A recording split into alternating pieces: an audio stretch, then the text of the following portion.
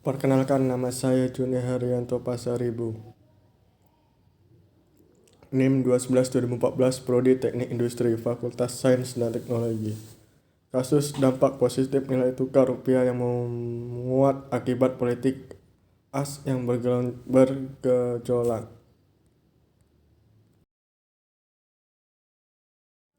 Kerusuhan yang terjadi di Amerika Serikat akibat kasus rasis terhadap warga kulit hitam bernama George Floyd yang dilakukan oleh polisi Minneapolis telah menyebabkan kondisi ekonomi AS mengalami kemerosotan. Tentunya hal tersebut akan mempengaruhi terhadap negara lain, mengingat AS adalah negara Big Open Economy atau negara yang memiliki kekuatan besar dalam mempengaruhi dunia.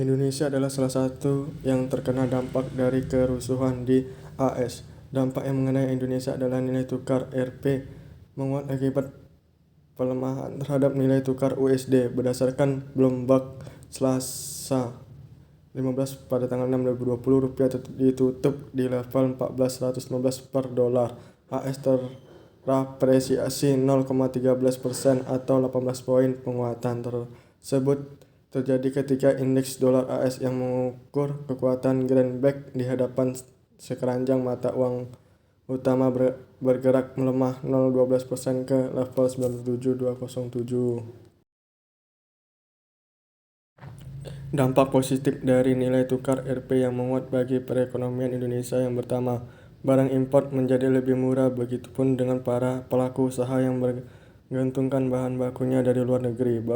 Dengan menguatnya rupiah untuk beberapa komoditi ekspor, misalnya saja adalah proses food di mana keberuntungan konten importnya cukup tinggi.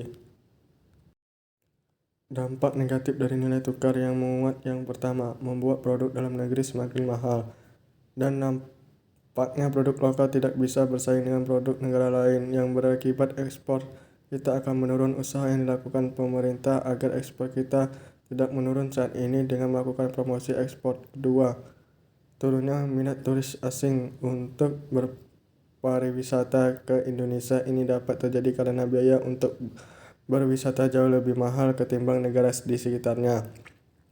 Dengan begitu, turis akan mencari tempat wisata yang lebih murah. Ketiga, karena menguatnya Rp, pengaruh terhadap pasar domestik akan semakin besar yang akan menyebabkan harga di dalam negeri mahal, dan mahalnya produk dalam negeri akan menyebabkan masyarakat Indonesia akan lebih memilih impor, dan hal ini juga dapat menyebabkan adanya praktek dumping agar meningkatkan ekspor dari Indonesia. Sekian dari presentasi saya. Bila ada salah kata, saya meminta maaf. Terima kasih.